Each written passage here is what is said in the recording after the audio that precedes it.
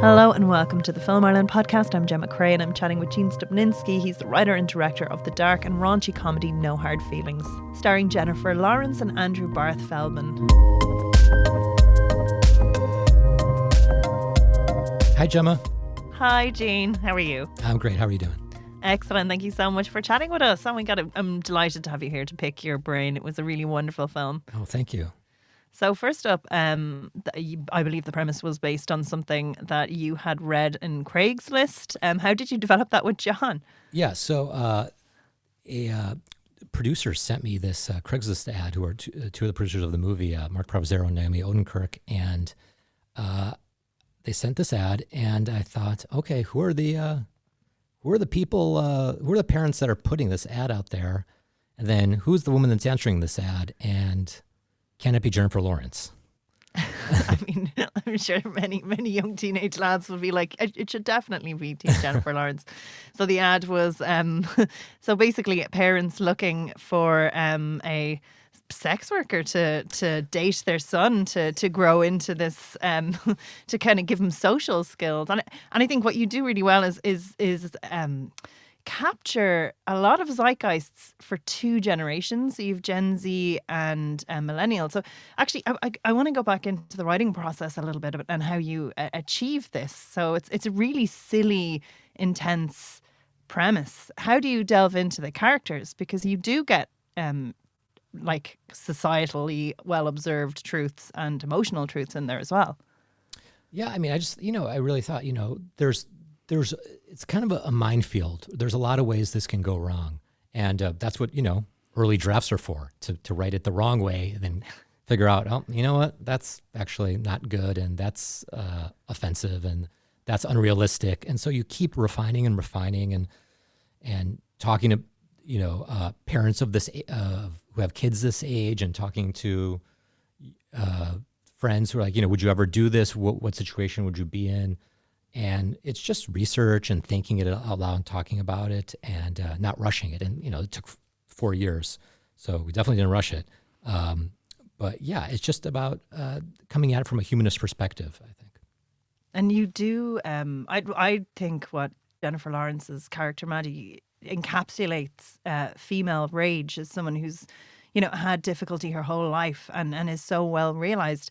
Do you deepen the character then for another draft when you know your cast, when you know someone is on board? Or like how do you kind of dig right down to those really hard emotional truths? Well, we wrote it we had Jennifer in mind, and she knew we were writing it for her. So and I knew her a little bit, so kind of writing towards her and what she did well. But then she also, like any actor, she had thoughts on the character and added depth and shade and color and things that we wouldn't necessarily know, points she would bring up. And we did, any actor that's cast is going to have thoughts on it. And once you get on set, the character becomes the actors. They know it better than you do. So, you should, we're open to ideas and suggestions, thoughts, critiques, all of it. And I'm very interested as well to, on paper, did you ever come up against the old, the line, oh, she's a very unlikable character? Because on paper she is, but there's a real kind of depth to her and a reasoning for why she is, and it's deeply funny. But did you ever come up against that resistance trying to get the funding? Sometimes I think of it as a false dichotomy, because what is unlikability? It's someone with a problem who is, she's angry. There's probably a little bit of a rage within her, and then she has to go somewhere, right? She can't start off perfectly likable and end perfectly likable, and she doesn't. Likability also is a double-edged sword. It's wielded differently for men and women. And so, I don't really think about it. I think, how's this character motivated? What do they want? What are the obstacles that are being thrown in their way? More so, are they interesting? That's much more important to me than are they likable? And she certainly is. One thing I think that's really interesting, and as a director, it must have been, and writer, it must have been a very hard line to get, is the power dynamic. So here we have a character, like the actor is 21, but his character is 19 and she is 30. And really Hollywood has been using that age difference for a long time, and it's just been the other way around. But actually, I think there's a power dynamic that's there because I mean she's Jennifer Lawrence, she's stunning, she's confident, she's strong, and he's a kind of very weak and vulnerable boy, but that's part of his arc as well. So it's beautifully realized. Oh, thank you. You know, the word I would always come back to is agency. Are these his choices? You know, because she's full of bad ideas and she's punished for them when she goes about it. It's only once she really begins to have empathy and be less selfish, is she rewarded in a sense. So although he's skinnier than her probably, sorry, Jen, he has there's an inner steeliness to him, right? And he's much tougher than he looks, and he's not going to do anything that he doesn't want to do, no matter how hard she tries. And she just can't force him to do anything. So she has to go at it another way. And that way is, a more emotional way. It's something she doesn't want to do, is to be intimate. The last thing she wants to do is to have feelings.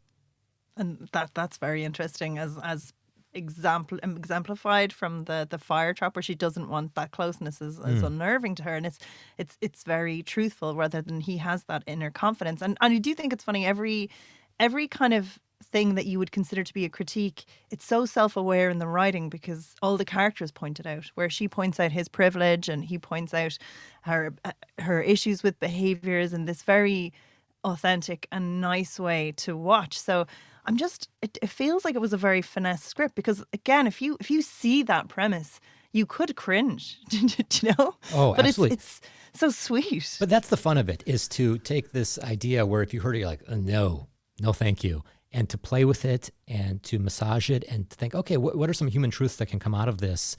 And, we're all just people and we're all trying to do our best and make it through. And to do it with care and delicacy. Hopefully we did that. And yes, it could be, Good Boys also. It's like, could be, it's not, Roger Ebert, the late film critic, used to talk about how it's not so much what a movie's about, but it's how it's about it. So you could take the same premise and you can make 10 different movies from it. So it's just really how you work with the material, I think. And the physicality as well, and how it's mined for humor, is really exceptional.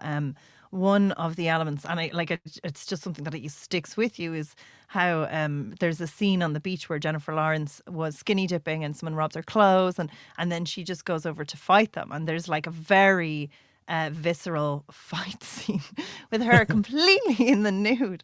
And again, there's these very intimate moments between these two leads, and that power dynamic, how it plays out, that the awkwardness of the physicality. How do you kind of capture that in a way that's safe and gives agency to the actors as well? Well, like for example, the fight scene it's not about male titillation. It's about violence, and it's about she's desperate to save her house, and these kids represent kind of like these rich kids coming in and from Manhattan and raising they represent everything she doesn't like, and they're taking her clothes, and so it's never done. The nudity is never done for any kind of it's not for the male gaze, as they say. It's done for, it's almost, she throws sand at the camera. It's just like, how dare you get punished for seeing it. It's wonderful to see it because there's a power behind her. Absolutely. She tackles them. And actually, when I watched it, it's something that, it actually is a very strong feminist message, where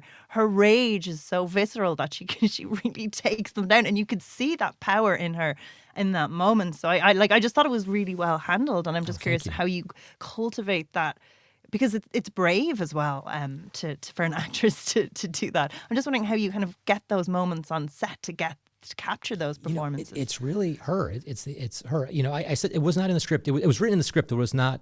But it wasn't until we were in pre-production, John and I were talking, like, this would be much funnier if we showed the full rage and what this would actually look like, and how those kids would react to her coming out.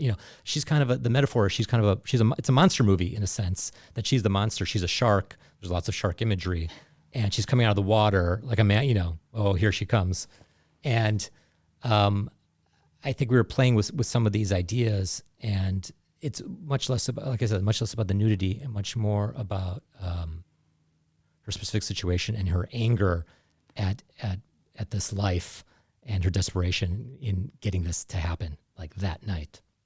And it's brilliant. And sorry, we're running out of time, so I just want to say thank you so much. And I would really be on for the sequel of someone with that level of anger in California, because I think that I would totally watch her there.